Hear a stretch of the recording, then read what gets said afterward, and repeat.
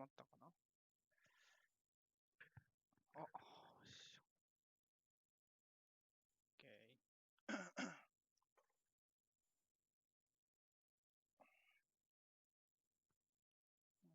と。OK。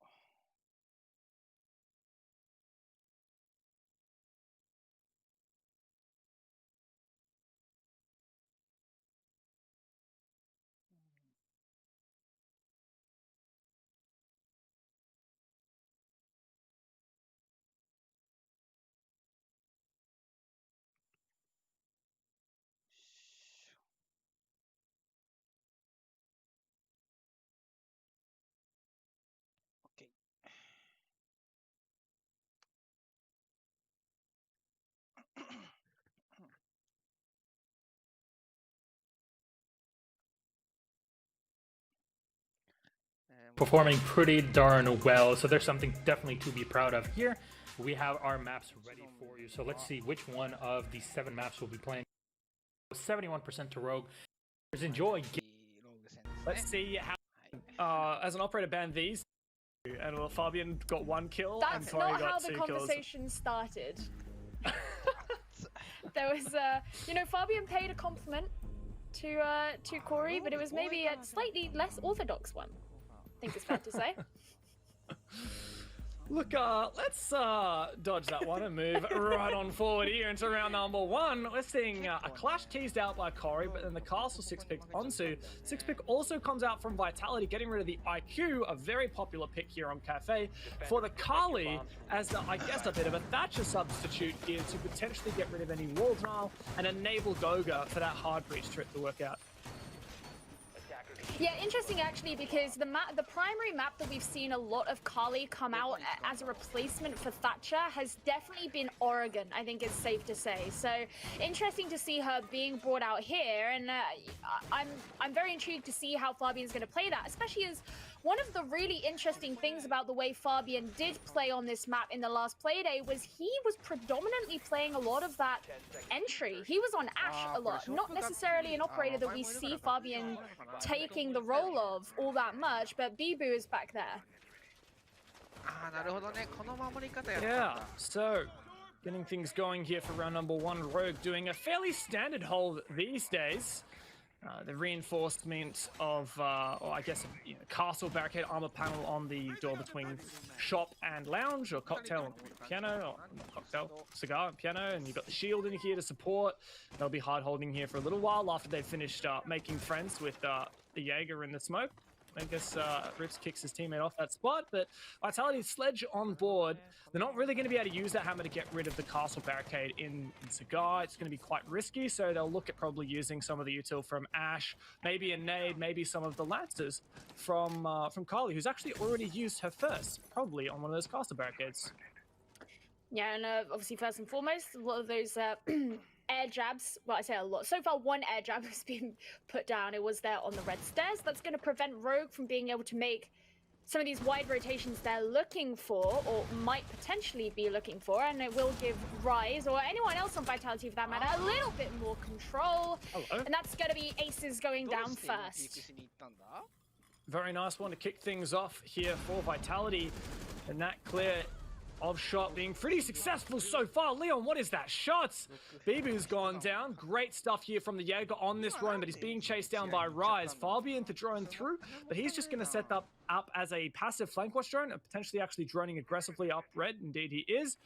And for now, for the most part, Leon left to his own devices downstairs. Entering upstairs into shop is Rise. Dispatches with that proximity alarm fairly handily. Looking to Fabian on board. A jab has been put down. It was there on the control. Hello. And that's and it will give Rise, or anyone down. It was there on the red stairs. That's going to prevent Rogue from being able to make some of these wide rotations they're looking for, or might potentially be looking for, and it will give Rise, or anyone else on Vitality for that matter, a little bit more control. Hello. And that's going to be Aces going down first. Very nice one to kick things off here for Vitality, and that clear of shot being pretty successful so far. Leon, what is that shot? Bibu's gone down. Great stuff here from the Jaeger on this drone, but he's being chased down by Rise. Fabian to drone through, but he's just going to set up as a passive flank watch drone and potentially actually droning aggressively up red. Indeed he is. And for now, for the most part, Leon left to his own devices downstairs. Entering upstairs into shop is Rise. Dispatches with that proximity alarm fairly handily. Looking to enable this angle to bar backstore, but Vitality, well, they've bitten back just a little bit, but a lot of work to be done thus far. Still gonna have to be moving on over to the east side of the map, which Rogue are holding on to fairly heavily. As I say that, Corey's moving up quite far forward. He's going to get caught out in the process. Goga's been brought down incredibly low as a result, and there's the shot onto Fabian being made by Leon. So far it's all been very backwards and forwards with no real decisive win for either. This is good map control taken for Vitality, and they've opened up the angle onto the default plant spot. Excaros also enabling some good angles. That's a nice shot there from Rips. Very difficult to contest this angle. That bar soaks up a lot of damage, and a nice little angle through that will enable Rips his first kill. 2 versus 3 now for Vitality. Low on HP is Rise, but hungry to find one, makes it a 2-on-2. This may well be possible now, but Rips still undislodged in that position. Leon gets aggressive now into Freezer. Vitality don't know about it. He'll punish one, and now it's all on Rise. Diffuser in pocket, but 25 HP to his name. Picks out the first one, finds that kill. All on Rips now, and he does trade out Leon, or rather Rise, in the dying moments. That is the first round going to the defense in a 1 versus 1. Very difficult there, given that Vitality put in obviously a lot of stock, a lot of effort to be able to take control of that middle part of the map where you have the backstore, you have the washrooms, and we did see the Nomad taking position in the washroom, which is often a place where you'll typically see a defender perch. But obviously, as you very correctly mentioned, Leon being positioned in the freezer just wasn't noticed, and it makes you kind of think, surely if that was a part of the map that you're spending a lot of effort and a lot of time on, you would at least expect someone to be in there. I don't know if maybe it's because he made that rotation relatively late and maybe they'd droned in or just didn't have the angle on him, didn't know that he was in there, but the point is he was unable to have that, and that suddenly meant that pushing up, whether it be the corridor or through that backstore area, very, very difficult to do, especially as that last player there from Rogue was just in the bar, ready to get that final shot. So, you know, there were some glimmers of hope there for Vitality, but ultimately, that whole side of the map where you're needing to be taking control, they just didn't really do it. Yeah, but now Vitality have decided to change things up slightly. They're bringing Hungry on the Montaigne, an operator that Vitality leveraged to significant benefit in their game against Tempra on Clubhouse. Really good on that roam clear in particular. It can also be quite good for bullying anchors and getting access to site. Now, we may well see a bit of a roam clear here for Vitality. They could leverage the Montaigne in that way, or they could leverage it for a much more one-dimensional push, pushing on through Bakery or some such, but that Valkyrie camera, the black eye thrown outside from Aces, will get some early info, and that may well be pivotal for Rogue to ascertain which direction the push is coming from for Vitality. Let's see whether he spots it out now. Looking out onto the east balcony, looks out onto the north side as well. Actually, I think that was the west side. Didn't quite manage to see it. Vitality, though, very early presence here in Bakery, that Montaigne at the forefront. Yeah, they've decided to come in pretty quickly. And once again, the Black Eyes. I find it very interesting here as well that Carjacker, he's decided to take on the Jaeger. So Leon can be on Kai, but actually he's going to get taken down pretty swiftly. It didn't really take long actually for the Monty to just move straight into prep here. And that means the opportunity to trick and get those electric claws on is going to be denied there. Still the electrification on the bakery wall, but that really is it. It didn't take long for that prep wall to be opened. Good progress thus far. Only 1 minute down. And look at this ground that Vitality have taken. Hungary is in a position to start really aggressing onto the bomb site. And we'll need to see some of these roamers from Rogue start to pressure on down. But Fabian is there to meet that upstairs. Now, Goga made his breach onto the bomb site. We could see a very early execute, or at least a tease of an execute. First smoke grenade goes through. That cuts off the angle to Red. Hungry trying to bully this player on the bomb site. Rise finds one. Goga's trying to use his info that Hungry is supplying, but now he'll just go for that plant. Rise covering the hallway. Hungry to cover on the site. Supported as well. And now Goga gets that plant down. Corey, though, on the flank finds his first one. Inside, rips as well. Good for one as well. 3 versus 2 now, but maybe there's a chance here for Rogue to bring it back. 2 versus 2. My goodness, things are getting close here, and the Monty's still alive. That's the real challenge here for Rogue to deal with. They need to take out Goga, but that's not successful from Corey. And in the 2 versus 1, that is Hungry to clean things up. The Montaigne Vitality said, look, there's a 3-minute round, but we take that as a challenge to use as little as possible. Vitality actually really set up their positioning in that attack quite well. They decided to go in very aggressive with the Monty, which meant that you had to deal with that on site or you had to get forced back. They didn't really have any qualms about doing it that way. But then you still had presence in Bakery and in Small Bake, which meant that if those players on the defense wanted to back out of the site and try and make a rotation around, which we did see, suddenly you still had those angles and that pressure being held, and it made it very, very hard to actually make a successful rotation. Now, we did see Corey jump out from coat check and get the kill onto Rise, and at that point I was thinking, okay, this could open up a channel of movement, especially as Kajeka started to move around by the bar as well and maybe come around by that direction. But at that point, those players have been brought to very low HP, Corey particularly, and it meant that, you know, still playing very aggressively inside as Vitality were, even though those flanks could be made there by the defenders, it wasn't really good enough. So I think Vitality really had a lot of control coming into that attack, which is something that I think it's fair to say they somewhat lacked in the first round.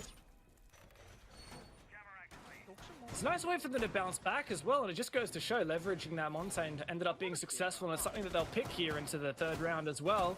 But Rogue changing up their bomb site, maybe it'll be more difficult here for Vitality to leverage the Montaigne on reading. The main thing I'm worried about for this shield pick is that Rogue has the potential to kill the shield with C4s. If he tries to push on through bar, which is typically what you see a lot of teams try to do, is clear out this top floor presence from the defense and then start to move on to execute through reading. Maybe you'll have a player go through train at the same time, but clearing bar, clearing cocktail is really pivotal because that denies the defenders using that vertical game against that execute that you eventually intend to put on down onto reading. So if Vitality does go for that kind of top floor clear, I'm just wary that Hungry may be vulnerable to the C4s that we got from Rips and Corey, and he'll have to be careful of that. I think what's also poignant is the fact that you have Goyo and Wamai who will be bringing shields along with them, which will have to be cleared, and only the Ash and the Zephyr. Really, you could say the Sledge can get rid of some of those shields, but realistically, it's going to be the Ash and the Zephyr who are in charge of dealing with that. That means they have to be running around in this same position that you're going to be sending that shield if it is the top floor take you want to be going for, which means that since the defending team will be expecting those players there, you're at a much higher risk of being taken out. Now, there's that mute down below that you were speaking about before. He's going to have that risk of the C4 as the Monty starts to move on in. Great positioning here from Rips, and he's not actually looking to C4 through the bar floor, but through the piano floor, rather. I think that C4 was actually tossed up through the hole in the floor, but Hungry uses the shield to soak up most of the damage. Fabian opening things up for his team with the kill onto Kazeka as the Estonian player tried to rotate back through the white hallway. That's a good cutoff there. Hammer and anvil strategy from Vitality, but now they have to deal with Corey. He has his own C4. It's tossed out, and Hungry takes another lick of damage for it, but still standing is the Montaigne, and that is what's important here. Yeah, he's dealing with the pressure exactly as he should be. He's going to vault on over that shield. I guess it doesn't really matter if you can just climb on over it. Bibu's there on rappel, ready to support should he need to, but once you can begin to move down white stairs, then that's going to be Rogue having to deal with on this next floor. But straight from Freezer, Corey's going to be able to get the kill, but he can't finish it out for that second player. There's a nice one on rappel there from Leon Gids. Hello. And now you've just got the Monty and the Ash to deal with. Look at the great support there coming out swinging from Aces to ensure that Leon can get back safely, but he won't last much longer. Hungry's been doing some serious work here on the Montaigne, and not just bullying defenders, but also finding these kills. 2 versus 2 now, but look at the health on Vitality, so low, but they've got the info that they saw on that drone there. Hungry spotted Aces rotating back into train from mining. Now Vitality actually not in too shabby of a position 25 seconds. They need to start preparing for this execute. But as time dwindles and Rogue have information from these Evilizers, it's going to be so difficult to get this execute down. Hungry, looking to push on through. He'll need Bibu to support. Diffuser in pocket. It's so difficult to cover the Ashe player as he gets that diffuser down. And Rogue are going to pinch from two sides. Both doors of reading. Aces, surely it doesn't matter what Rips does here. The plant's going to get denied. There's an... Oh no, what is that, Bibu? He turns around right off the back of that plant, takes down Aces, Hungry to clean up Rips. Out of nowhere, Vitality stole that round. As soon as the Monty turned around, he knew he wasn't going to be able to get that shot. He went straight for the Ashe, but he missed her. He just didn't shoot the Ashe. And I feel really sorry for him because it almost looked like that moment where you've got to decide your target, and it means that you're not necessarily as astute and as accurate as you would hope to be. And I was wondering, yeah, the pinch might work, but they're out of the C4. They don't have that to apply. All they can hope for is that the Monty is facing in a direction where the other can take advantage. But I think Vitality played that very, very well. And being able to bring down as many members as Rogue in the time that they did, obviously made that significantly easier for them. Yeah, great job there from the Monty to cover. But I also want to credit to Bibu there, because honestly, I was casting that round as if it was Rogue. Like, there was no way that I was expecting Vitality to win that round. Even with the diffuser going down 2v2, like, I thought, well, there's a pinch coming out from Rogue. Absolutely no way that they get this diffuser down. I guess I underestimated Bibu there, because he stuck that plant tooth and nail. It gets down to 0, and he flicks on Leon, a 180. I mean, that was nuts. That was a round-winning moment. And credit to Hungry as well. He found his own round-winning moment. You know, it's a team game. And he covered as well onto Ritz pushing up. Great stuff there from Vitality. And look, they've made this Monty work 2 rounds in a row. Hungry has been instrumental in both of Vitality's successful attacks thus far. And I think Rogue are thinking, oh, this is actually not quite how we expected this to go. We were definitely favoring Rogue in this matchup. And look, it's only 3 rounds in. But remember, Vitality are on their attack. And this is clearly something that Rogue are struggling to do with that Monty. So we need to see them step it up right from here. You know, it kind of makes you wonder, because obviously they banned out the Ying because they saw the success that Vitality were able to garner off the back of it in the past. But because Wamai isn't banned, and you obviously have the Jaeger, sometimes it makes you sort of wonder, well, maybe it would have been easier to deal with the Ying, given that you're playing both of those operators. Now, of course, the Wamai could have then been banned if they hadn't have done it. You never know what's going to happen. But it is frustrating to see one particular operator be utilized so effectively by a team against whom you're playing, and think, oh, we could have banned that out, and we didn't. Yeah. But as for Rogue's side, they're going to defend bar. They did this in the first round. They've changed their strategy. No more going for a shot hold. If you recall, Aces was taken out really early on in the previous time Rogue defended this. And now this is an aggressive position from Leon. Instead of roaming downstairs, he goes into bar.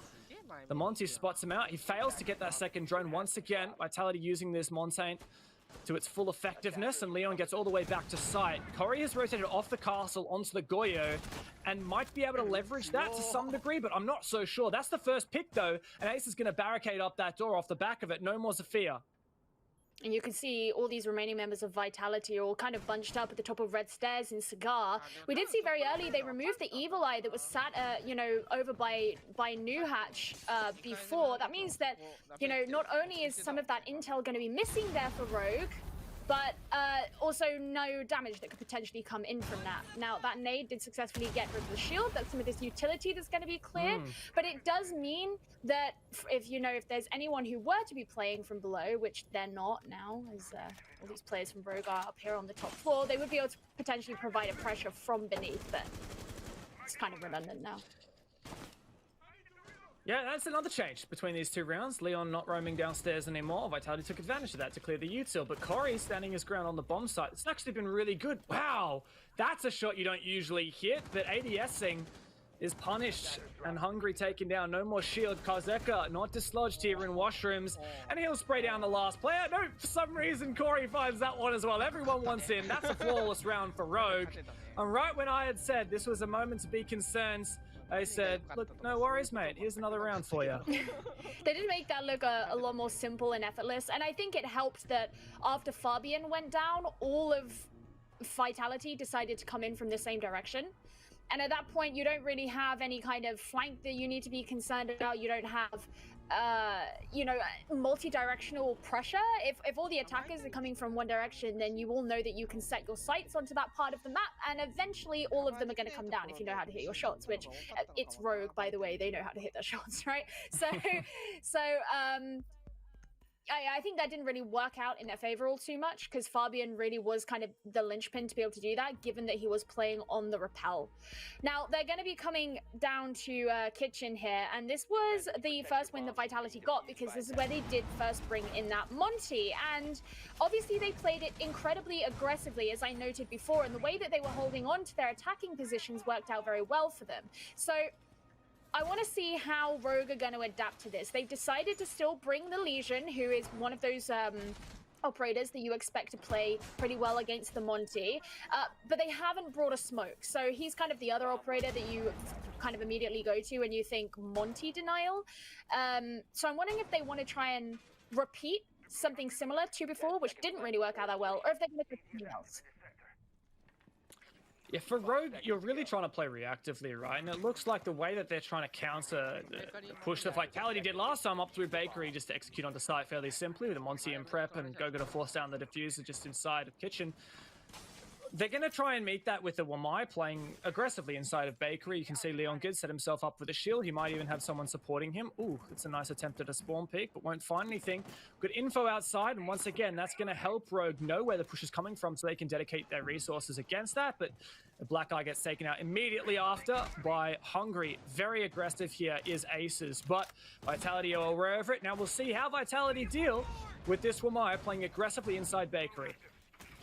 I think that was Fabian who was on the rappel heading yeah, there we go. So he's going to kick things off up on the roof. So he's going to be playing from down below. Then that's kind of that vertical pressure as well that Rogue are going to have to worry about, which you don't necessarily get when you're playing the Monty like this quite laterally. Now, you have to remember, Vitality were able to open up that prep wall very quickly before, and they were playing the Hibana, which they don't have this time. It's the Maverick that they've brought. So their ability to open up that wall as swiftly will probably be impeded, especially given the presence of these Rogue players right here in the Bakery and at the, you know, kind of the front of prep. Oh! Really nice shots there from Aces. Lights up Hungry so significantly. 20 HP left. And he's just trying to give information to his team, but as you so astutely pointed out, there's no Hibana, and that means that this prep wall can't be opened, and that then means that Rogue can play aggressively inside of prep to support their player in Bakery. Now it's a desperate attempt from Vitality, but it works out, punishing Leon just by taking that fight. Now Vitality can move up forwards from this point, but they are 3 players low on HP. Rogue, though, taking a bit of damage themselves.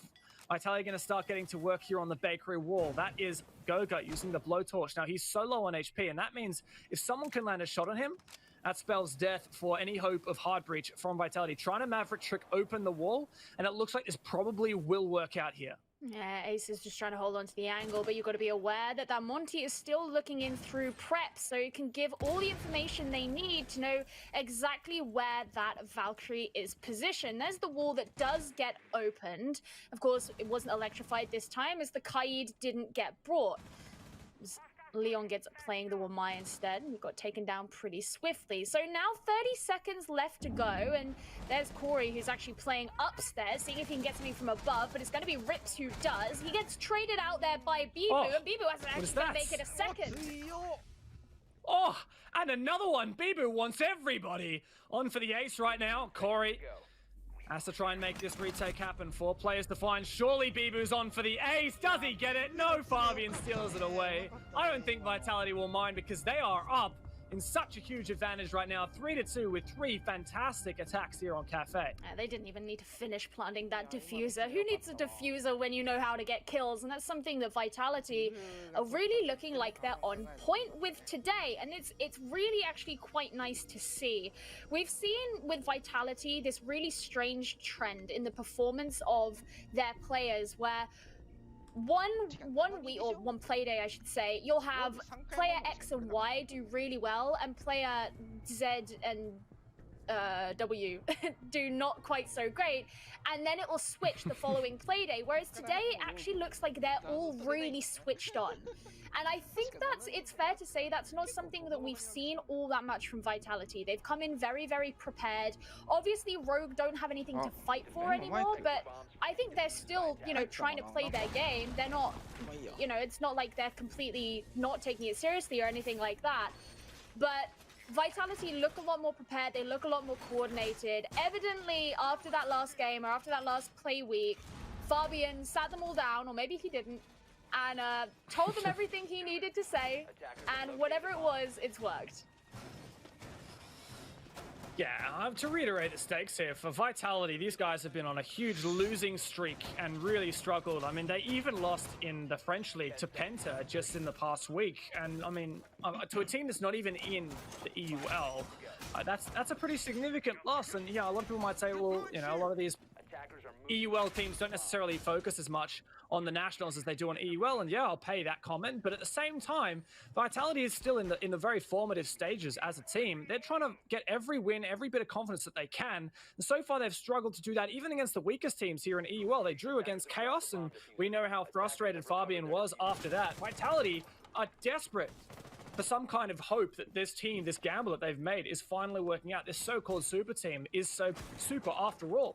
And so far, they haven't seen that. Maybe there's an opportunity here to get that victory against Rogue and the much-needed confidence that comes along with that. So I'm intrigued here because on the first round, Vitality decided that they would bring a Nomad, and this time they've opted to bring the Gridlock for the first time this series so far.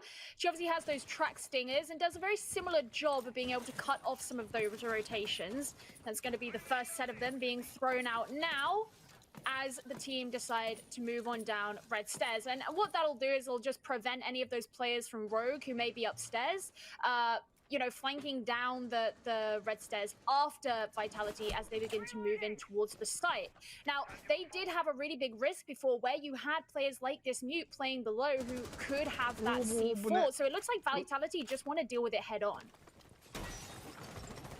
Yeah, very much a direct push, and once again, Bibu on fire this game. He finds that opening. That's Corey gone down, and the C4 that would no doubt have been in the pocket as well. And yes, indeed, Vitality are going for a very direct push here. Not at all focusing on the top floor. Kill Bibu, another one. Nothing can stop this man. Vitality in a prime position to end this half in the advantage on their attack. Goga jumps in on the fun. Hungry getting the diffuser down. It's all on Aces and Leon to clutch up. Now Aces can take down Fabian, can't take down the second. Goga's got another one. A 1 versus 4. Surely Bibu's going to round this kill for his third on the round. And so it happens. Vitality are 4-2 on their attacking half here on Cafe. Bibu looking like an absolute beast so far this series, and to finish out that first half with 4 of the winning rounds. Do we know how many kills he's had so far? Can we see the scoreboard just to see? Oh, all right, he's got 8 and 3. Not looking too shabby there, Bibu. I want to see if you can continue this on into the second half as you head into the defense. Now, actually, it's not a huge margin, but Vitality have been statistically better on their defenses so far in the EU League. Typically, they're sitting at a 46.2% win rate on their defense, whereas they're on 42.9% on their attack. So if we're following a trend, that should suggest to us that Vitality are going to have a better round this time. However, obviously, we know a lot of their success came from utilizing and capitalizing on the Monty play that they had available to them. Obviously, not an option on the defense. You could, in theory, bring a clash, but it's not quite the same. So the question is, are they going to be able to play so decisively and so impressively now that the rounds have switched? I do want to credit Vitality, though. It's not like they just cheese things out with the Monsi. In that last round, I would say that maybe even more impactful than the Monsi was that Gridlock. We saw how Fabian pushed on through mining into the hallway, up the L bend and towards the site. Now, of course, he was taken out, but that kind of enabled Vitality to really focus on this fireplace execute without that top floor, which is very uncommon going through a fireplace execute. They didn't necessarily rely on that Montaigne in that specific round. So I want to just say Vitality's really well-rounded here. And yes, they're leveraging that Monty, really well, but they're just playing better overall as well. Okay, I mean, Bibu's going to be opening things up there as well. So, yeah, you're こ right. れは、うわ、しかも They're リッ just プス playing じゃん。 better. And I was just going to これ piggyback. Oh, you know, きつすぎるわ。 It's a hard sad. bridge. It was a sad time. リップスや I られ just るの wanted to これは piggyback きつ off い the back ね of。that point you were making was that they realized that when they were coming in through the top four, they were losing so many men, and they didn't have to do that. Just cut off the rotation and go for broke. That's what they did, and it worked out こ for れは them. きついわ。 Now, Bibu, as we say, has obviously been on a tear, but he hasn't been the only one who's been doing his job. And I think that's one of the important things is, of course, he's that kind of entry fragger. You expect that from し him. かもコリ And ー he's 君 been の位置な doing ぜ it かバレて so るし well ね。 so far. Great map control so early on for Rogue, remembering that this is a いやー downstairs これはき kitchen ついっすわ。 bomb site defense. And look at where Rogue is already. Co-check, dining control, VIP control. Very unusual for map control to be forfeited this early on by the defenders. Great grenade. Now Kazeka won't necessarily know about it, but he might これは美味しい。 That's huge. これは美味し Very い。 nice there from Kazeka. And this is not looking so great here for Vitality on this defense. Nice ADS, says Nice Hungry. ADS. I don't ADS know what あったのかな？ happened there from Bibu, and Kazeka Oh. finds his third. Fabian to fight back. 2 versus 2 all of a sudden. Maybe this is possible for the defense aces, and Kazeka got to put in some legwork to make this one 車線 happen. が限られ Oh, ち they ゃっ are てるから starting to push on ね。 into sight here. Enemy detected Kitsuyo outside. ne. Okay, Fabian. Whoop. He looks like he's going to be going all the way around and see if he can catch anybody out, but so far doesn't look 一 like 応 he's エ going to リ be ア内には入れ successful, てるんだ。 as ああ、 both ディフューザ Aces ーが。 and Karjeka are not necessarily close to that bakery. Now, unless Fabian does decide to come in through small bake and 殲 flank 滅 around that way, but 狙いに行ってる he could ね。 potentially catch them out there. Goga playing the snake game, 1v1. hiding. He's taken out. 1v1. Fabian needs to step up huge here and take down Double Aces, zero. one of the most well-renowned fraggers in the world. Never mind EU League. He'll go outside. He's got plenty of time. It was a 2 versus 2 with 1:30 left on the clock. Now 40 seconds for Aces in the 1v1 to clutch it. But how で much もリンプス info が早めにな does くなっ Fabian て have ここま available? Is で there an evil eye to call out on this site? 結構接 Aces 戦 gets になった aggressive. の Not looking to go は for that safe plant. 早め Fabian に just 早め taps him 早め straight に on the head. ポイントを詰め Very well played Kita from the naga. Valkyrie to stand his ground. まあ結果 It 的 may に have は been 負け a ちゃ 2 ったけど versus 2, but Fabian made it look like a 早めに 1v2, finding both kills. And Vitality continue their 一回 absolute を tear onto their 制 defensive 圧と half. いうか He エ was リアの absolutely 内 ready に there. 入 And っ at て the これたの point が良 at かった which ね。 enemy detected outside came up, Rogue もっ were ともたも kind た of してたら weakened to a point where they couldn't もっとボコボ necessarily コに make 負けて big たと思う。 changes on the way that they were approaching the site to try and deal with that. They sort of kind of, ク I リ don't ー want to say 君だ have った to りと just か hope for the が best. 結構早い。 They まあ have あ to と be わか aware んな that いけ Fabian ど could be coming around from a certain direction, フ but ラ they グの have ダ to ブルキ stay ルが together, which is what they が did. なぜか発 And 生したの pushing が the way they did, and obviously they よか didn't った win ね。 out あれ those はラッ fights. キーだ But っ it た was ね。 actually really nice to see that work out there from Fabian because, as you say, Aces is one of the most ぽいらしいけど renowned fraggers in this entire game. どこ Wasn't にやっ it たんだろう in ね。 Pro League Season 11? He had like the highest KD, or it was one of the. It was either なん entry か or どこに KD. あるかわ He か had ん the ないけ best ど。 stats for. You know, he's not someone who you want to be まあこれが美 underestimating. 味しかったね。 Go on. Plus 42 KD in season 11 That's Pro League. Plus disgusting. 42. No one should be allowed to be that. And yet he was. So when someone like Fabian, who has very famously been a support player, can get a a kill like that when he's in a 1v1, that's fun. More than anything, it's just fun. That was a big round from Fabian. You look at a man who's gone 5-5, and you're like, yeah, I mean, he's doing pulling his weight, not doing anything outlandish. But that round, you've really got to put it down to Fabian on the defensive side to win that one out. Now Vitality move upstairs.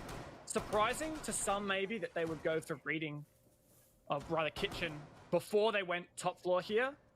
And Kitchen actually does have a overall better win rate for the defense by 3% according to CCG. And that does loop back into something I did want to talk about earlier on in this match, which is Vitality going 4-2 on their attacking half. Now, I know people like to say Siege is defender-sided, but, the proof is in the pudding, right? The stats say Cafe in 6 players so far is 60% そこ突き上げたんだ。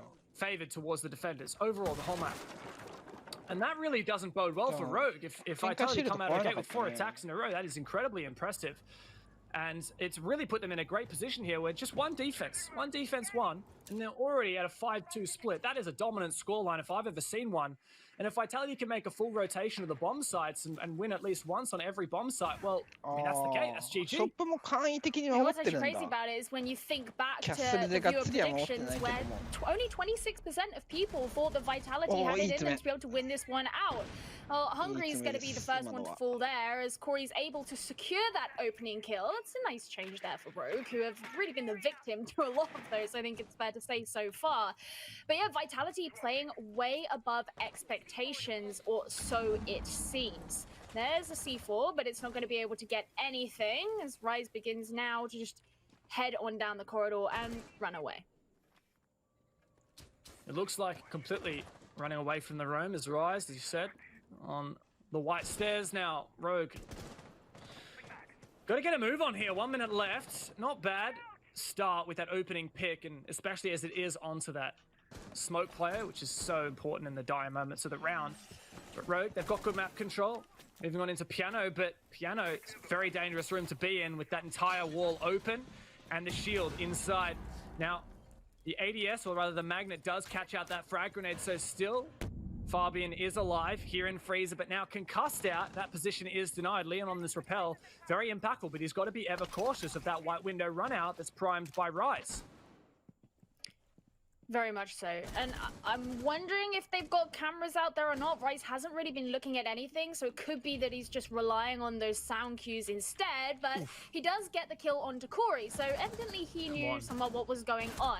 Fabian getting brought down as well, and make that aces too, as Goga just starts gunning people down. Bibu joining in with the fray. He gets a 2 kill at the end. It wouldn't be Vitality if Bibu didn't get a couple of kills, am I right? まあ結構 Vitality 車 taking 線 all the 通 way し to てた match からね point. バイタリティサイドが The 25 seconds So left they there in the got 5 versus 4 for Rogue, and they didn't really have the map control that they needed. They weren't properly able to take control of Freezer, dislodge that shield position. They tried to sneak up far. Goga is there with the older 84 bullets in his hands, says, all right, come to me, I'm going to hose you guys down. He did just that, found 2. And as you said, every member of Vitality seemed to be in on the fun there and supporting. Look at that, 11 and 4. We're looking at a 6-2 advantage here for Vitality. This is an amazing resurgence for this roster that has struggled, really struggled to find their footing since these roster changes, and it looks like we're finally seeing the flashes of greatness that we expected from them from the get-go, from everyone depicting these guys as the no doubt super team of Europe, or one of these super teams of Europe. And on the flip side, we're talking about Rogue here, sitting at the top of the EUL, already guaranteed to make playoffs. In fact, already guaranteed to end this season, or rather this stage, I should say, as number 1 in EUL. But let's not forget that there's also the EU finals at the end of the year on the line, and the points between the 2 round robins, this stage and the next stage, are added together. Rogue wants to make sure they can get that spot coming into the end of the EUL this year, and for the finals, they want to take first seed going in there. Rogue are undefeated for 2 weeks. The last time they lost a game, it was in GSA 2 weeks ago, and the day before that, 2 days before that, they drew rather in phase 1 of the EUL. Aside from that, Rogue have been undefeated for, let's count this, 6 games straight. No one can touch them, and finally, Vitality is making them look like chumps. I have to just do a shout out to that tweet that appeared at the bottom saying Rogue are just letting Vitality win so that Leon just wants to give Helby a win. Now, Helby, who's now one of the coaches for Vitality, was previously a coach of Team Secret, which is Leon's old team. So, you know, there's a little bit of a rivalry going on there. And I was going to mention, you know, there is kind of, it comes up all the time, but this whole hiding strats thing, you know, once you know that you're into that mini major, you don't really want to give too much away. So maybe Rogue will have their pride dented a little bit, but other than that, not all that much. Kajek is going to have his health dented a little bit. He's able to be rezzed in the process, but... What I will say, just on the topic of saving strats and all that, like, yeah, I mean, in some ways, the team might consider, not trying as hard, not going deep in the strat book, but a lot of this it's really about fundamentals. It's not necessarily about hiding strats. It's about how the team is playing at a fundamental level. Vitality is playing far better than they have for most of the rest of this season at a fundamental level. It's not just that they're bringing out these crazy strats. And Rogue, on the other hand, is really they are not really playing well on a fundamental level.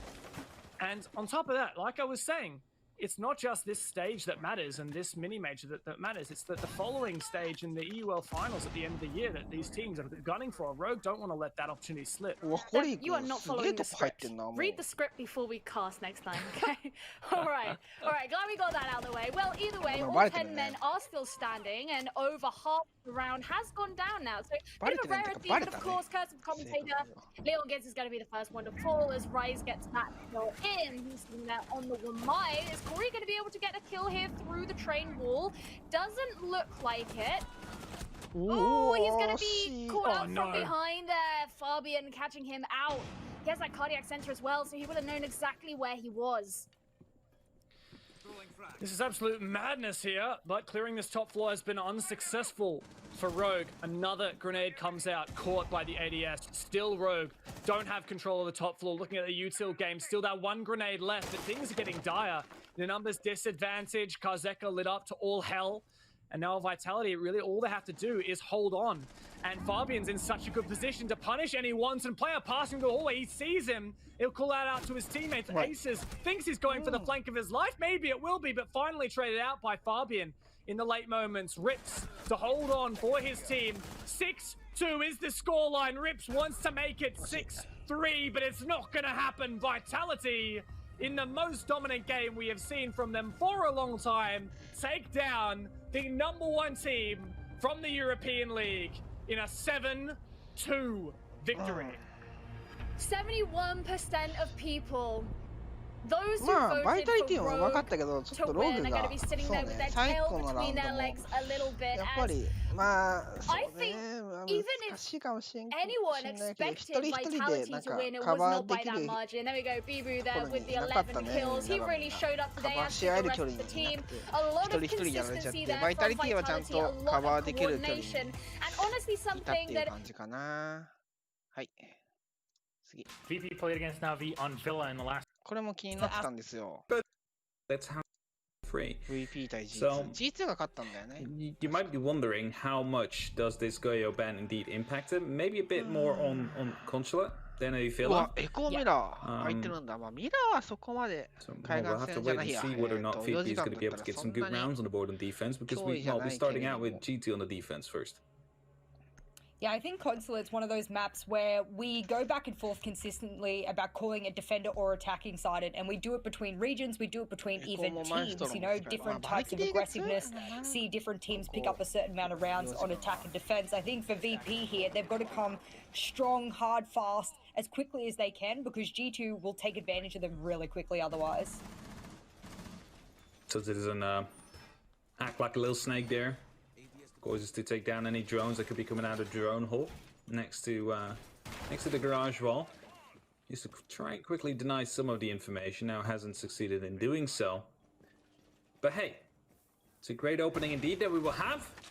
As G2 will choose to go bottom floor first. Oh, it's Tim's birthday. It's his birthday. Happy birthday, Tim. Happy birthday. Have the best day. Yeah, that's cute. Hope you're Oh my getting an god, amazing that's match really today. cute. Oh, are you gonna answer this one? You're gonna let Mitchie know? Okay, there's things, right? I think you and me, we learned it different ways. We learned it by playing the game, but you also have people that transfer from different games, like for example Gio and Dez. They learn it from just watching and writing it down, I assume. But I just played the game a lot, and that's how I learned it. Oh, you and I are very alike in that way, and of course you can see Pasha making quick work of the soft part of the garage, and air jab goes off. That's a free kill for WTG. Well done onto Uno. Surely he heard that, however, so I'm not sure what went on there, but the reason the soft part of the wall in the garage has been bucked off is because what they'll want to do is have that wall open up instantly with the repel here from Shockwave once he does manage to maverick that wall open. Quickly checking if no one is pro next to the white vent to potentially try and counter a mission. Knows it's going to be safe now. First wall or third panel has been blown off, and soon the second one will follow. And as Medics beautifully portrays Kento up here on the connector window. A little bit of a barricade to work with to try and put out some damage. Citizen now opening up as well, but willing to go for a run out. A little bit of a spawn peek. There he goes. Cheeky one at that. But he's not going to be able to get the kill quite down yet. It was Pasha that was just in the right position to make sure he would not be spotted out. They don't seem phased by any of these runouts at all either. They're not even responding to any of them. This is a great showing that VP is very confident with what they want to do. You can run out wherever you want. We'll either shut you down with an air jab or at least some gunshots, or we'll just ignore you and focus on our job at hand. And I've always praised VP for being so quick with their attacks. They're making good work of the time so far. They definitely are, but you got to keep in mind, someone just dropped down into that piano. Passion needs to go for the push. There's still a lot of, deniability left on them, like G. Did have those smoke canisters, they have the yokais, and there's only 60 seconds left. Genta now going aggressive onto these yellow stairs, but will be picked up by Rask, and that is going to be the second kill for VP to come in. Will be landing them quite a bit of an advantage right here. But it's sitting in the still on this meeting hatch. Will be able to potentially turn one back into their favor. Indeed, he does. Leaves it all up to Penguin Citizen now, but it's going to be WTG that just wins it, gets that kill. Citizen now needs to cut back towards the side. ポイント As 内で mission 何が goes 起こっ down てる with か that 全くわからないから 45 seconds will be on the clock, and that means he will be up to an almost impossible task 遊 to 撃 try and fight の back, カメ but ラ he し will かなかっ find たから one. もう何が何 The が likes of わ Pasha to start things かりま off. せん 35 seconds, you need 7 for that defuse. He needs to hurry up. There's no time to waste. As he's trying to get these vertical angles out, but he's not going to be able to find anybody yet. And as we slowly descend these spiral stairs, he's going to be able to find at least one gunfight. No, tries to go for the pre-fire wall bang. He gets straight 詰め out by るタイミングと WTG かが良 instead. かったのかな That was a really good round there from VP. Nothing got in their way. Of course, they had the top floor roam, and I was a little bit worried that if VP didn't lock those off because they used all of their air jabs outside, then they wouldn't be able to stop them getting flanked. But it was almost as if G2 waited a little bit too long to have effect on that flank or that top floor roam. And well, when you're a defender, or especially a roaming one, and you become the last alive, you know you haven't had the impact in the round you probably should have had. WTG WTG, look at that, 4 kills on that Nomad. Starting off one already on Uno that jumped out. So instantly the air jab paying its worth, and after that, just holding out the angles. Returning fire there weren't necessary. So VP off to a good start, especially considering they need to get a win here to secure themselves the top 4 spot. They could get a draw as well. I mean, this is very complicated. I put it on my Twitter, and I said, there's multiplicity of ways that VP can get themselves that major spot. It's very difficult. It relies on multiple other teams. We'll see how this night 結 pans 構 out. 負けた However. ら That's the thing though, if イメー VP ジだけど wins here, they're guaranteed to go in, Right. you know? So they have it in their own hands. If they draw it up, they leave it up to Navi BDS to see whether or not BDS is going to be playing as lenient as they are, because let's be honest, BDS has the opportunity here to choose their direct, no, not direct opponent, but they're like, you know, the one that's joining them in the minor. So you might see a little bit of strategic play to come down here. So VP needs to make sure they win it, otherwise it's up in the hands of Navi and BDS. Oh no. So Those are very tactical bullet that. holes, and the reason I say tactical is he knew exactly where the windows were, and we talk about players with really good game sense and map knowledge. That just happened to be another moment there, and it might be minor in a lot of other people's eyes, but that could really start the round off well if someone does end up pushing admin. And something I really like is when people instantly after just empty the rest of the magazine and the rest of the wall, just randomly, as Uno gets picked up yet again. Rask able to get the entry, will secure him as well. さっきから With ウ that ノ yet のシ again, の Uno 早い gone. ね That's the Wamai out of play as well. No more discs to be generated. Could toss down 2, I believe, but not sure if he did. And it's a big piece of utility gone for the likes of G2. I don't think this aggression from G2 is really working out the way that they wanted it to. I said that they needed to be a little bit better with their roaming or their lurking, but not that way. Not so early on that you're getting picked off by the fraggers and the likes of Rask. And now we'll see G2 try and use a lot of their utility, Evil Eyes included. Pretty common one here, and he should be able to keep it for quite a long time. It's very hard to destroy that one, especially with the Zofia charge. It's just not in the right spot to be able to collect it. Definitely is, and you might want to go from above or just, you know, cut straight right of the white fan as a very long angle here from Kento. To potentially stop a plant on default behind white fan. But surely Virtus Pro is aware of this. They have the drones out there. They should know that indeed there are vertical holes, and you should not be trying to attempt to plant there. And that means they need to go for kills on the person right behind the white van. There comes a grenade. We'll be pushing through, but it's going to be, I believe that's Virtue already long gone. As Kenta now on top still. In console offense has this hatch, has that vertical to work with, and also the windows to try and punch and try and, you know, tickle VP a little bit in these last 60 seconds. Shockwave's looking for an entry, and G2 are not giving it to him. This is really good passiveness from G2, but the roamers are the ones that need to make an impact now. I believe that might have been one of the last smoke babes. If they want to stop this, the roamers need to do something now. I don't even think that Buck has made his way into Piano, and there's no Piano presence from VP, so Citizen could help out with the vertical, and this could stop a mission from planting, and Pengu will kick things off.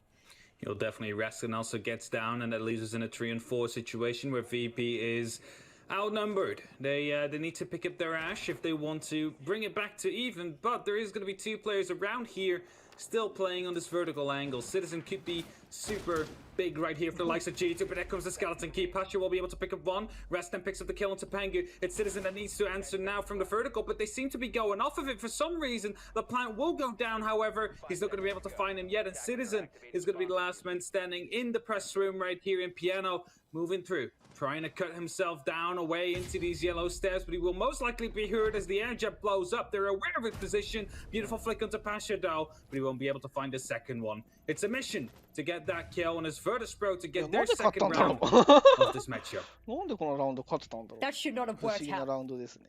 They had no vertical This control. shouldn't have worked. They, 負けてて they もお had かしくなかっ literally たラウン 2 ドだと思うけど、 defenders 多分 above who should have been able to stop the plant or even stop the 重要 entry な as 打 a ち合 whole い into garage. を VP が取 I ってったって understand 感 in じ the な end, のか Rask and な。 Pasha ended up making an 割 impact と up 2 yellow 回か stairs, ら but no attacking シ team ーズン ever とか relies は on 見て pushing it た at that し、 same time to be able to 結 stop 構 that き vertical つ hold. い I ラ mean, ウ if you ンドだ lose と your 思ったけ gunfight, ど、 you lose the planter. There's no doubt about it. So, bit of a shaky strategy there from VP, but one that really took G2 off guard yet again.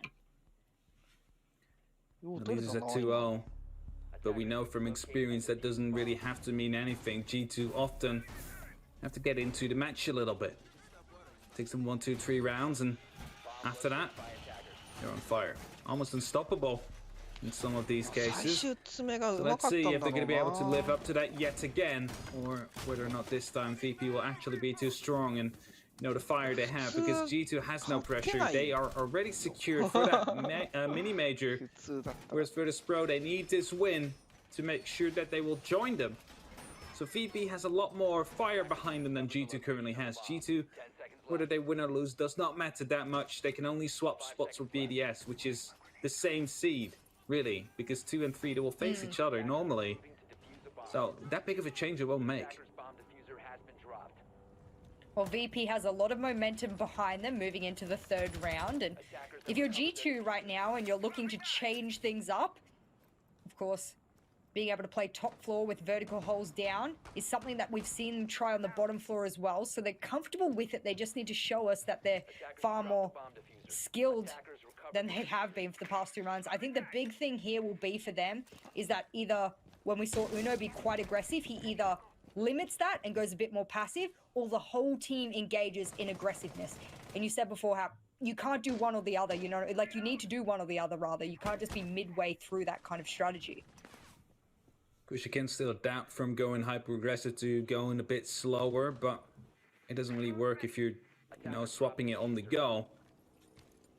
We're now being held right here in mission. Careful for someone jumping out on the balcony, potentially trying to challenge Shockwave. He was rappelling upside down onto that, well, onto that connected window. He's not going to be able to find anybody yet, though, as he almost blows himself up. That's definitely not a good start of the round. You basically give away half your life. And he tried to take out of that shield, you know? That's what makes it even worse. I think he was trying to sneakily, like, pop the impact through the break in the barricade, misaimed it, misaligned it, and as a result, I think that shield will stay up now. Uno below with the cardiac sensor and Citizen to join him. This is better because if he gets pushed, at least he has someone there to crossfire with him. He does indeed, and WTG now gets picked up by Citizen. Who's playing from pipes right here. To pick up one, Uno with a lot of information, able to spot out 3 of these players. Last one is on the roof. He's not going to be able to find that one yet. But still, all the information that they need is basically in hand of the likes of G2 as Kanto goes for a kill into Passion. Not quite sure from where. Oh, actually, through this little hole you saw right here, managed to kill him through that window. Beautiful shot. Beautiful angle to be displayed right there. But it is going to be leaving VP kind of trembling because they're 2 men down right now. There's 50 seconds left and they need to make a push. Are they going to be able to do it? Are they going to be able to yet again turn it around somehow into their favor? I don't think they will be this time, but you never know. It's Siege nonetheless, and as Uno goes down, they're definitely striking back. That's going to be their utility or their information gone, but beautiful shot from Virgil to come in. Citizen now the last one most likely to find a gunfight will fall to that one as it's a mission to come out supreme, but Virgil finishes it off. G2 to strike back finally, put 1 round on the board to show that they are still here to win it. The roamers below played a really big factor in that round for G2, and it might not look like it, but WTG, he's been playing quite an impressive role, an impressive impact for VP throughout these past 3 rounds, or 2 rounds specifically. And so when WTG went downstairs to deal with the pulse, whether he was dealing with the pulse or the Jaeger, I don't think he realized there was another player there to be able to either refrag or crossfire with him. That's a big mistake. If you're a roam clearer and you go by yourself and you're going up against 2 roamers, 9 times out of 10 you'll probably lose that engagement. You'll get traded really quickly. So I think their VP didn't drone out effectively. They're not taking the map control they might need, and for G2 moving upstairs now, they don't have a pulse this time, so they shouldn't be expecting too much of a roam. But there's 2 ACOs, and I have a sneaky suspicion they're going to open up the middle of connector and hold the really long angle. There you go, the really long angle all the way over to B-bomb from A-bomb. So I did this in ranked the other day, right? And I was playing Echo, and I had a shield, and the first thing my teammate said is, "Oh, this is the worst angle ever, why are you doing that?" I proceeded to get 3 kills out of it, by the way. Like, 3 kills onto that window, and he still said afterwards, "It's the worst angle ever." And I'm like, come on, dude. Don't worry. Just... Tier 1 players do it, man. Yeah, that's why what you're doing it. Said it's happening in EUL, so I'm trying to push it in as well, but he didn't see the point. Even 3 kills can convince him, so I guess I should have just aced it, right? Well, this game here is a whole few, very many leagues above our ranked play, but I love that angle that Kanto's setting up. That's something that I discovered quite a long time ago, where you can hold that long angle from the top of the toilet. And I'm not saying I discovered it personally, but it was one of the first times I'd seen any players use it many months ago. So that's a really cool one, and that'll hold it all the way over to anyone repelling in to B-bomb. Bit of a nifty one. You do need an ACOG for the most part for it, though. Yeah, but you see G2 right here. They have that angle, and they have the one into projector as well. They really do not want someone to repel in from B. You can really see it from here. Everything they do is completely like, you shall not repel in. And then VP decides, all right, you know, we shall not repel in. We're just going from the eastern side. We go for an admin take. And oh, look at that. Within a minute, they already have full control right here. Opening up above as well. So a potential grenade could, you know, be tossed through. And you see instantly Pengu falling all the way back. Meaning that the projector is now completely safe. But there's not much else he could do, you know, because otherwise the Sophie on the window will just take away either his shield or the table. Doesn't leave much cover left.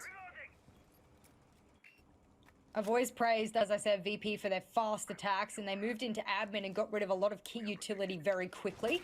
But now it looks like things are stalling out a little bit, almost as if VP relies on their opponents peeking a little bit to give them access to those key areas that they need to push. Oh, please don't do this. Okay. Again? Oh, we've seen this angle from Rogue before, where you open up both of the hatches and the hatch button and vertical underneath the double windows, and you can spot anyone repelling upside down on the balcony. But he threw the second impact a little short. Definitely did, and now trying to make his way into anti-chamber. Not sure if he has another angle set up for him. Does not look like it. No, he's trying to go for a jump out. It looks like Uno ready to go, and he's not going to be able to hit it. As Rask just went to the left at the moment. Uno swept right. It's Passion to pick up a kill as well. And that means within a 5-on-3 situation. Citizen able to pick up one onto the balcony, though. That means Shockwave will fall, but still the diffuser will be on a mission. Who still has it secured in hand. Pengu going low as well. A lot of fire shots being fired everywhere. Grenades now being tossed in as well. G2 is not feeling safe. With Citizen all the way back into these yellow stairs. Pengu able to find a kill onto Resto, but the mission will be getting down onto that plant. And as long as there's no cover, this will go down. Virtue, however, will deal with that cover. Now goes for pre-fire into a mission, but will not be able to get the kill. Pasha cuts back. Will be able to not get a kill yet, and that means Pengu will finish him off. It's G2 that got the clutch done. They got the after plant secured. And with that, we'll be drawing things back up to 2-2.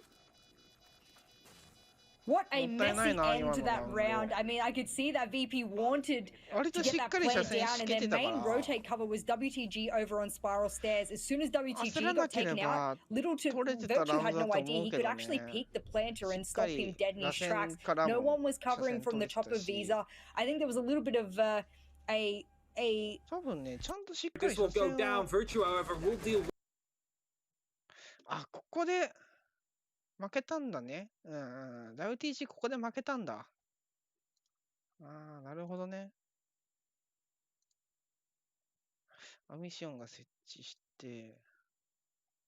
シティズン、ここうまかったね、この車線。この車線はうまいわ。 secured in hand. Pengu going low as well.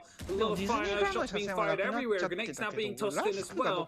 G2 is not feeling safe. With Citizen all the way back into these yellow stairs. Pengu able to find a kill onto Resto, but the mission will be getting down onto that plant. And as long as there's no cover, this will go down. Virtue, however, will deal with that cover. Now goes for pre-fire into a mission, but will not be able to get the kill. Pasha cuts back. Will be able to not get a kill yet, and that means Pengu will finish him off. Virtue had no idea he could actually peek the planter and stop him dead in his tracks. WTG No と one パシャ was が、 covering パ from シャ the が top ね、 of Visa. I think there was a little bit of 間違いだっけ、あそこのポイントなんだっけ。 too much. There was too much emphasis on the long desk hold. And for VP, they knew they needed someone top Visa stairs. They didn't get someone there, and as a result, a mission couldn't hold everything on his own, especially after the plant. 焦ることなく取れてたと思うんだよな。Alright. It's indeed hard to hold it alone there, and it's covering Pashaいる場所が同じになっちゃったがゆえに。 also rotated back up to these yellow stairs. Pengu, that is.ミッションも焦っちゃった That one ね。 was already sandwiched without cover in the middle of a big open room. There's nothing you could really do from there on. Just G2 able to get the round in eventually and get that defuse going. So, well for them, let's hope that either they can stick to it, or if Virtus is going to be able to put a very good matchup here. If either one of you could add a new op to Siege, what would their name and ability be? I would add a goat with goat Adding powers. to your brand, I see. Yeah, why not? No. Look, if I could add an operator, I would most definitely be adding a operator on attack that has something to do with hard breach. When Ace got put out, I was very happy. I thought we needed more hard breach in this game as a whole. Reinforcements need to be manipulated more than they currently are. I'd love to see another one, maybe imitating something like a Maverick, something that takes a lot of skill to use. I don't know. You know, I was gonna say, what about a Maverick for defense? But instead of like a blowtorch, it has like a foam gun where you can, you know, close the holes again. Oh, all right. I see where this is going. Look, we're just spitting some different ideas, but if they do get put into the game, there is no counter for Maverick, so you need something, right? Like. Right. I feel that. Patch up any holes in reinforcements. Yeah. Yeah. That's cool. Just a quick fix, just a flex tape or something. Otherwise, putting a lot of Not damage. the flex tape again. Yeah, I'm sorry. I just hear it every single time in pre-game, so it's stuck to me. But 2 minutes in the meantime on that clock. VP haven't entered the building yet, but that is due to the fact that we are, of course, downstairs. We're in the garage. We're in the kitchen. That means VP will go about this one a bit differently than they normally would. As at first, their priority will be opening up the garage wall. After that, piano control is key. As long as Citizen is up here, he's going to be able to use that big and long angle again and again. We really know that they have to deal with that. Even though, really, last time around they shouldn't have won it. They won it anyway, and as a mission now gets... Where did they get that kill from? Where's Kento? Medics, show us, enlighten us. Where did Kento die from? In piano? No way, dude! A missionary got for hitting that shot. すげえ。 Able to take Kento down. That is one of the Romans cleared out directly from sight. Beautifully done. Well played. I'm laughing, Hap, because I said they need to clear above, and I guess if you could just shoot vertically better than they can shoot down, you don't need to clear them, but there is still Citizen above. We've seen him be the last alive in multiple rounds, so they need to definitely deal with him. It looks like WTG's job is to do that. Rust, yellow, stairs. He has a great angle here to cut anyone rotating around to stop the plant. There's also a yokai drone, but Rascal dispatch of that one, and now they surely don't have much left to deny the plant. I don't even know if Virtue has one left on the roof. That's a great grenade. They won't know who's down unless they do a tab check, and the drone will confirm. The drone will confirm indeed, and there is still a yokai left up, but it doesn't really seem to matter as Bangu and Uno are the last ones remaining in mission.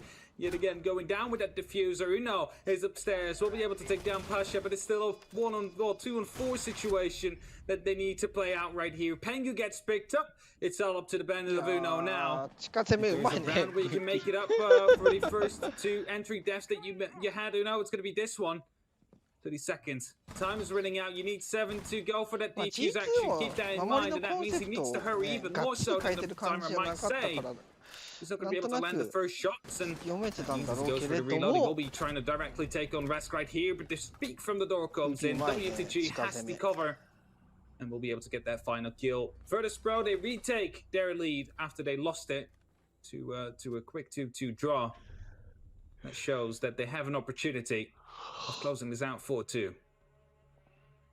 I was just checking the statistics then, and all right, Consulate, it doesn't have a lot of stats to sort of go off, but what it does is say that it's a 54% defender-sided map. So it's almost a 50-50 for the most part here in EUL. And, well, given that Telus Archives has it... Remember when the percentages were 50.98% defense sided? We were like, oh my god, this is so defense sided. Very true, very true. I mean, Tellers and Archives is one of the most defender-sided sites in all the maps in all of Siege, right? And it has a very low statistical analysis because it hasn't been played that much, but it's surprising that Tellers and Archives isn't picked more because of how high of a win percentage it has for the defenders, and it looks like G2 not opting to go there at all, choosing to go upstairs, lobby, and down in garage instead. This is their last chance to defend before half switch over, and VP will then go onto the defensive side. But so far I've been pretty impressed by Virtus Pro's ability to attack swiftly. Their time management has been good. I just feel that they stall out in moments where it's key for them to keep the momentum. Well, maybe they can step that up when they go over to the attack. Virtus Pro, we know them as a very strong attack-sided team. They're going to be able to keep up on the defense here. Last time around, it was 7-3, I believe, against Emperor when they lost. Not sure how many of those rounds were attacked. Let me quickly check. They're doing quite well now, but are they going to be able to keep that up? That's my main concern. Oh, if I'm Uno right now, I'm not peeking this. His job is actually to play down in Archives and toss a C4 through the hatch above him right now. That allows him to deny the plant. So if he's one of the key plant denials, he needs to be more safe than he is currently putting himself in the position of. But he'll go back downstairs into Archives. He'll be safe for the most part, and now VP will work their way top down. Not a lot of top presence here from G2 really at all, so this is unusual considering their previous setup. Alright, can tell. Angle trying to take care of some drones, as he's aware of the fact that most likely he will be pushed from admin, as Rask in the meantime able to clip Citizen as he repels up into Spiral.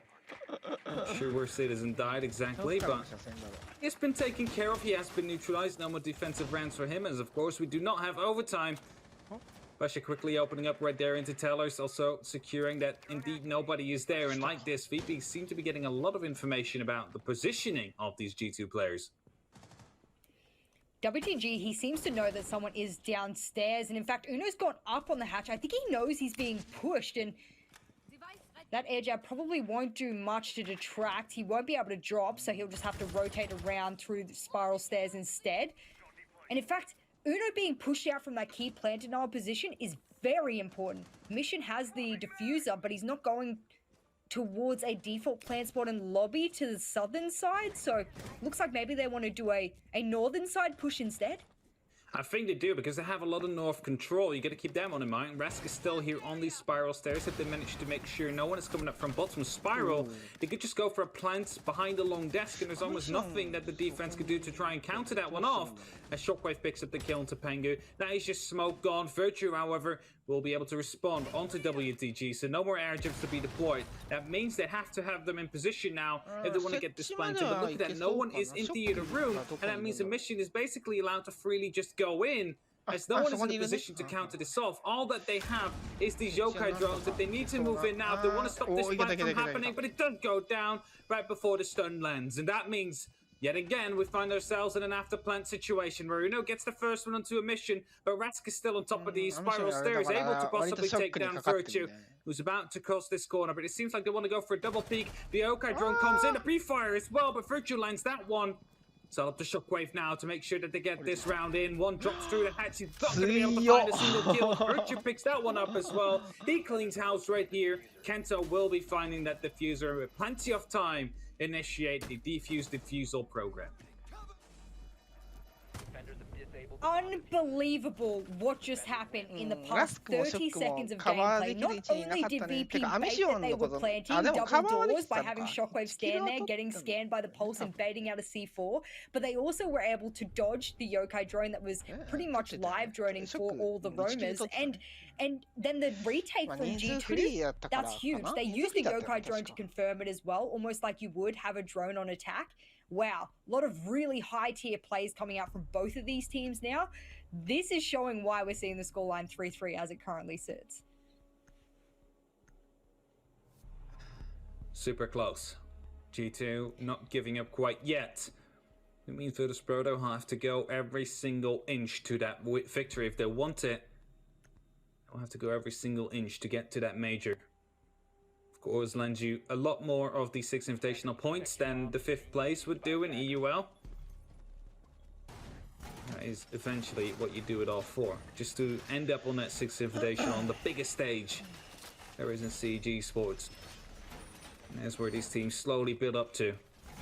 Especially if you're around that top 6 position in the EUL. No long angle to be set up by VP. It looks like even though they've got Pasha on the ACOG, he'll probably be playing bathroom for the long angle over onto A instead if they open up the right-hand side of the wall.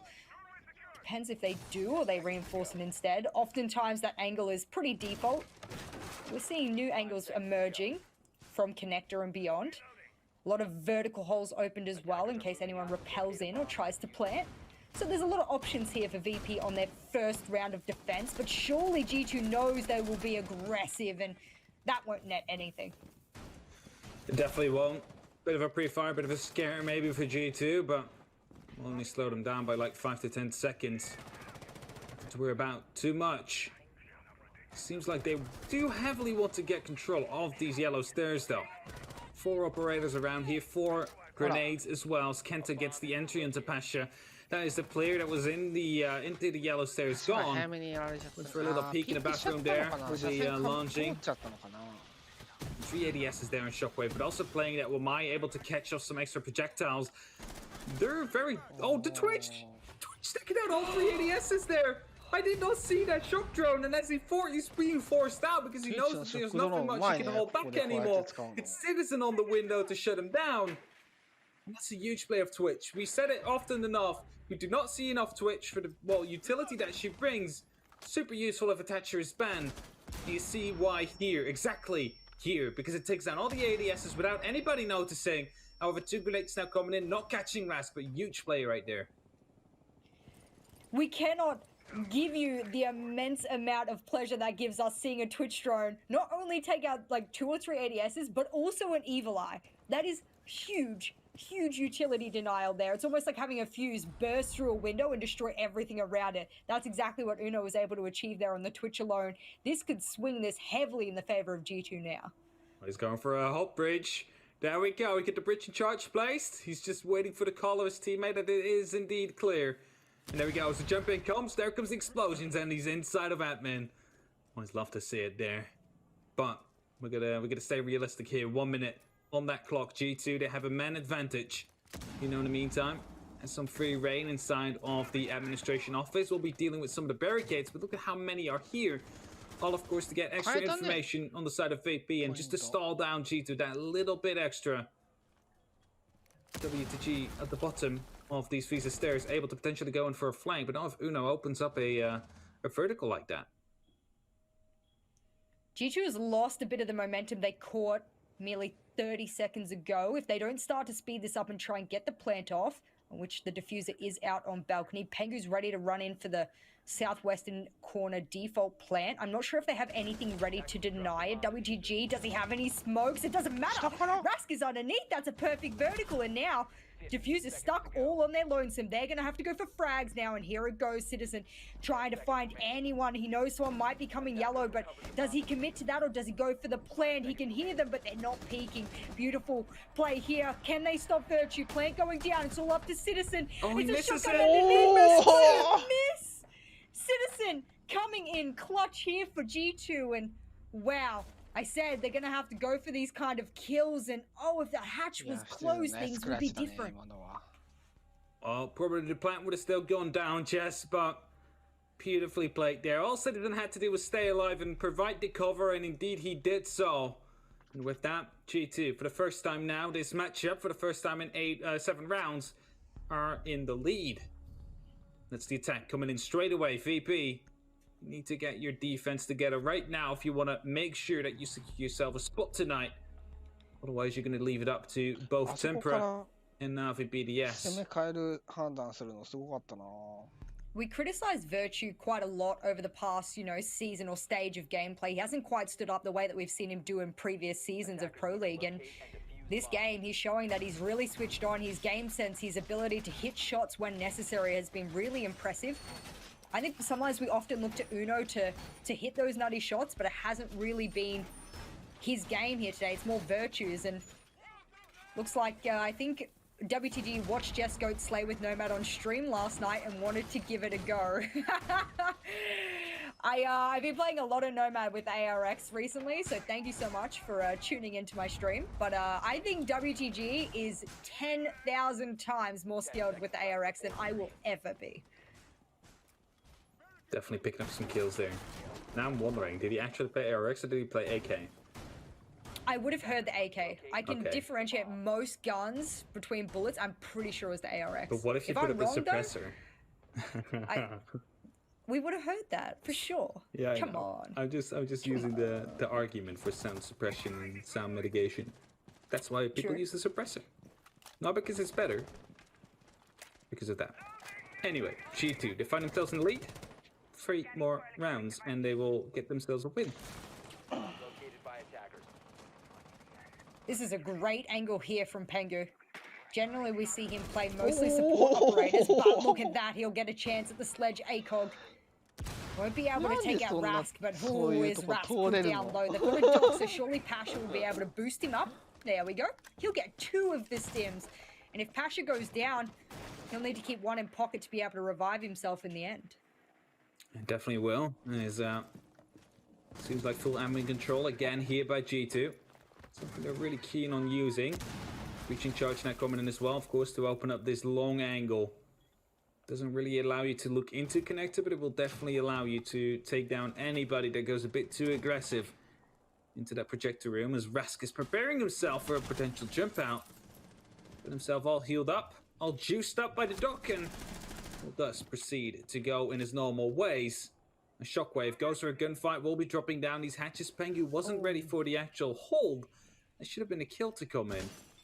Rask definitely heard him going off the rappel right there, so he's aware of the fact that someone might be pushing him.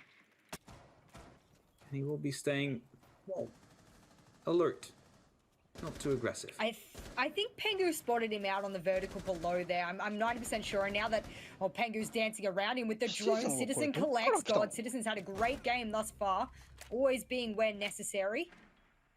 And he'll pick up a kill there with the IQ. But there's a minute left on the clock. And the Twitch won't have the impact this round. But the plant goes down. Surely this is where they begin. Do they have the angles? What a shot onto the head of Pasha. No way. Good night. That's definitely a beautiful shot as Uno picks up yet another one. He's going to finally fall though as a mission picks him up. smoke canister, not in time, and that means that the plan has gone down. 35 seconds. VP, are you going to be able to get a retake underway here? As Meshin, he has, of course, that Aldo to try and keep firing. W2G picks up Virtue, but his Citizen to respond yet again. He's having such a great game right now. 10 on 6 and still counting. W2G 1 on 3. Almost no time left. Gets some spots, but it's not going to be enough. Yeah, mine are. Citizen to pick him up yet again. Picks up yet another kill. And yet another round to G2. Who are seeming to be super effective on their attacks. And, well, Virtus.pro not really having a clue on what to do. Citizen has had an absolutely amazing game thus far. He always just seems to be the flex that knows exactly which side to push when is necessary. He's there to be able to collect people as they rotate down. He's there to be able to pinch the side when all the defenders are focused on one area. I mean, that's a great flex player that knows where they need to be in their own time. 11 to 6, almost the 2 KD coming out from him. That's an amazing kill or kill-death ratio. And the game's not even done yet. VP's going to have to pick something up now because their attack looked far more impressive than their defense thus far. That's what I said during the previous half as well. We know that they're okay and good on their attack due to their aggressive nature, but it doesn't always play out that well into the defense, and that is due to the fact that it's easy to adapt to it. You bring that Nomad, you bring that Twitch to take out the only 2 anchor positions you have, and after that, you just let them run into your crossfire. You keep them busy with a drone, something that was... Look at this shot, by the way, from Uno. Starts shooting on the left, but sees the traces on the left. やっぱりパンチやな、抜いてるわ。 He gets す it with げ the え。 last 2 bullets that he still, you know, acts his F2 barrel. Beautiful flick. And that's where the tracers come into play. Now, if you had a suppressor, you wouldn't have had those tracers. He might have still been alive, Jess. You are not making a case here for the suppressor. Surely not, surely not. I like what Mission does there, by the way. You see that? Yeah, yeah. So it's something as Maestro made myself on defense. I really like to play a lot of Maestro. Really important that you aim those evil eyes up so that if a Twitch drone does open up the camera, it cannot be shot because of the elevation. So that's why you'll see them point those to the roof so that they can't be destroyed. They know that there's a Twitch on board this time, so they're far more aware. However, please make sure that your evil eyes are in a good position before you die, because otherwise you're just going to be staring at a roof or a ceiling if you want to get information out of them. And does G2 start their 3rd attack, trying to put it up flawlessly so far, but Pasha gets an opening onto Uno. Seems like we're back in round number 1. So he made some quick progress there within a minute already, all the way inside, and trying to contest into Teeter there. Really working out for him, and that's the Twitch gone as well, so the evil eyes can now be placed into the proper position. Rask could drop down if he wants to. He's being cut off completely by Pengu. I'm not sure if someone's holding the rotate below, but Rask, he's going to actually drop down and shoot at the same time to mask the sound of him dropping. Very smart play, but he'll get droned out anyway, and now it's all left up to the Mozzie above. Pasha, he'll make quick work of Kanto, and now if Pengu can't trade onto him, well, this has been a very effective roam, but it doesn't matter. Pasha's back on site now after taking some really heavy-hitting picks. We'll definitely be working out here. Pasha able to get 2 impactful kills on both Kanto and Uno.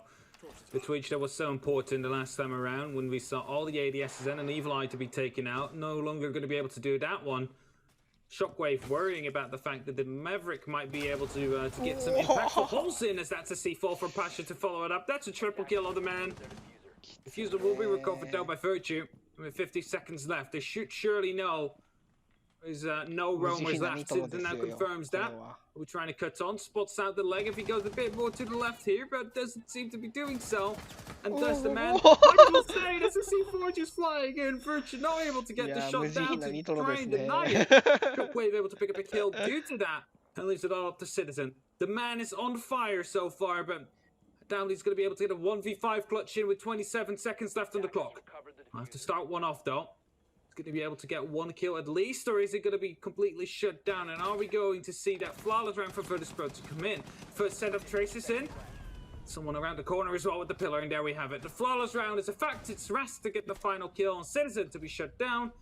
Virtus.pro, they show that they indeed do have an opportunity to go for the defense, but they're heavily reliant on Pasha. able to get those 2 entries on the top floor, 今 deny や the られちゃ roam ったんだ clear. ろうな。なんか、ブリーチングジャージ使っ That was て a ると great ころ、 roam from Pasha. I was a little bit 使ってたから、 worried because when you 多 send 分、 someone off so alone, ド so ローン far 漏れ from site, か、 they had rotate, you know, 記 they had 者 rotate がそ opportunities のド back ロ to ー site, which ン they ended up の using, 隙間を but く Rask ぐっ had to drop early, so て、 left Pasha all by himself. 入れ That た was の a か really good few な。 kills from him. He was sitting, you know, pretty much at the bottom of the leaderboard for a little bit, but definitely redeemed himself in that round. And as we go into round 10, we can either tie things up here for VP or we can put it onto match/draw point. This is all up to G2 now. If they win this next round, VP can only get a draw, and that sets them back exponentially for that major spot. Would definitely still be better than losing. Right. So you got to keep that one in mind, because if they draw, they basically put Temper out of the running. Whatever Temper does not matter anymore, and it will all leave it up to BDS Na'Vi. Where if they lose, なんか攻めも they 守 would りも have to have both Temper 力を and Na'Vi lose their 割と game. うまいのかな。 Otherwise, they will not be making it to the major, right? So you have to keep that in mind. 1 point would be exponentially better here for Virtus Pro than 0. The 1 point where you would actually like to have a draw might be right now. Well, a top floor hold is the play here for VP. We know Rask likes to set up all of the jump outs, and they put a lot of vertical holes below so that players can stand below and deny the plant or anyone jumping in if they want to. You can see them littered all over B and A site. A lot of windows prepped, all of the glass off the windows, as all players should do for sound. And now it's up to G2. Can they make this plant far more successful than they did last time? Or are they going to get caught out by VP, who's still setting up? Quickly putting down a mute jammer. Never know when it's useful. Right now, if they get a drone in close, it will be jammed out. And there's no spot out of position behind the table. And then G2 will have to make a guess. Am I going to be using one of the Zofia impacts or breaching rounds to deny that table? Oh, yes, they do. Okay, never mind. I was going to make a hypothetical question here, but Kento quickly made short work of that with a quick impact to deal with the table and that mute jammer.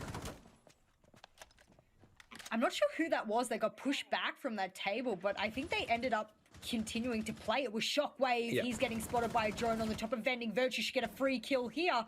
But no, he aggresses. This might be a great kill for him. Does he know he's in kitchen? This could be really bad. Yes, he does. No, Virtue's much better positioning there from Virtue. He'll collect Shockwave for pretty much free. That's checking for the sake of checking there. You check it. All right, no one there. Oh, someone's there. And then you're right. It's already too late. So at least he checked it. You could say that, but they really work out in the end. And that will give G2 the opening yet again. The opening they might need to get themselves up onto match point here. As Citizen still freely roaming around into Visa. Pasha looking to make an end of that one, though, as he comes up the service stairs slowly but steadily. Has hacked a drone now as well, so could potentially get some information in for his team as Rask able to... Oh, Citizen. Is he aware of the fact that Pasha just went up? I'm not sure, but Pasha is able to get the kill to Uno. It's going to be shut down by Virtue right after, though. And as now Citizen falls as well, it's suddenly a 2-2 situation here in favor of G2 as Pengu will be able to get the kill into Rask. Big grenade to be tossed in, the plan to go down. WTG, what do you have available to yourself, to your arsenal to try and stop this plant? Well, nothing it seems like, because 45 seconds will be on the clock. It's going to be the Maestro to be picked back up again, but is that going to be working out in the end? Doesn't seem like it, as he instantly been shut down. Really low health on Virtue as well. WTG could do this if he was any faster, but Virtue, wonderful round, puts G2 onto match point now. And ooh, this is a dire place to be if you're VP right now, because you need this win or you need this draw, and if you don't get it, you're putting a lot on the line for either both Temper, as we said, or Na'Vi in their upcoming matches. G2 have shown they've got a little bit more tenacity in them here on their attack, and as a result now, VP 2 consecutive rounds needed to draw it up. Otherwise, G2, if they win one of the next 2 rounds, will leave with 3 points and a win. Rask popping off, Virtue popping off, Citizen popping off, and that round Pengu popping off.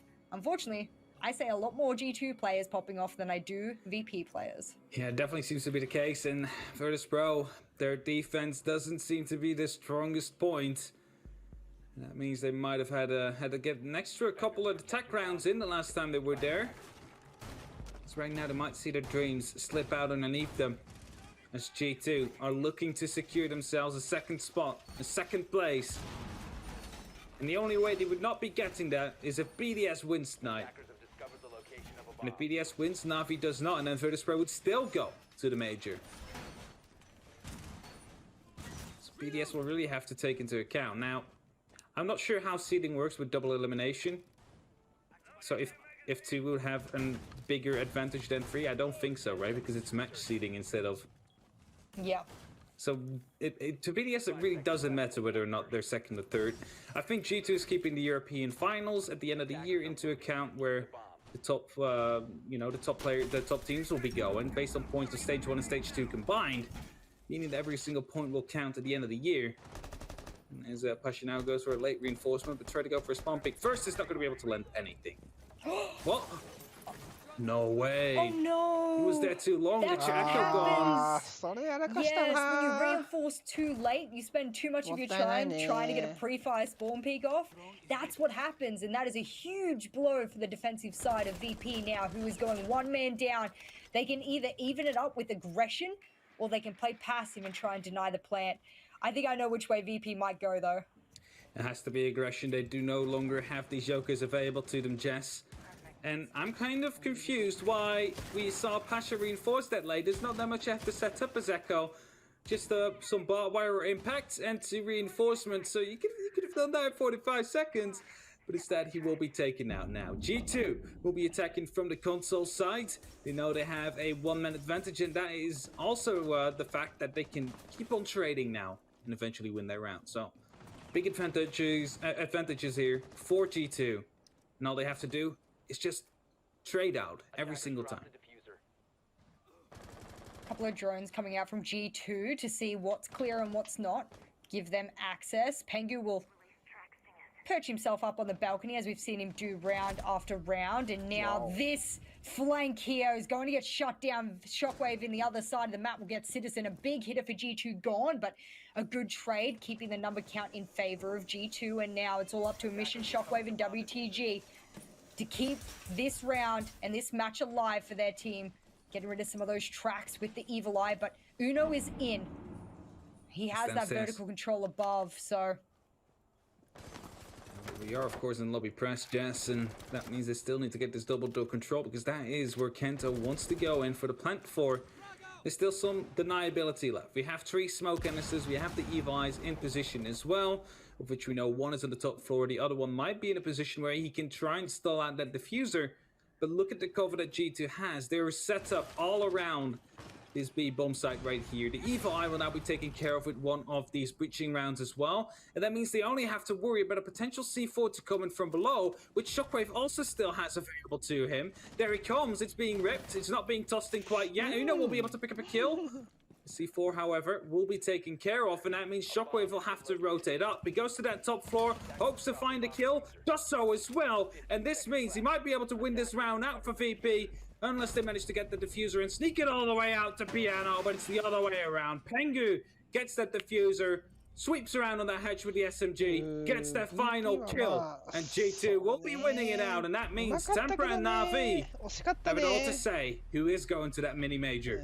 なんか地下の防衛と攻撃に My 関して goodness, I は was ま worried あ for G2 in the first half, but they swept back in very そんな問 convincing 題はなさ fashion. そう If な you're 感じする VP けど right な now, ん you're か shaking in 2 your 回と boots. か1 That 回 is に not 関 the しては result 割と you やっぱり wanted. G2 の But 方が most うまいのかな specifically, ってい this う last 感じ EUL だった play day, ね it was one they're going to walk away thinking that they could have done a lot better than they provided here in the second half of play. G2, 3 points, VP none, and well, as you said, we've got よし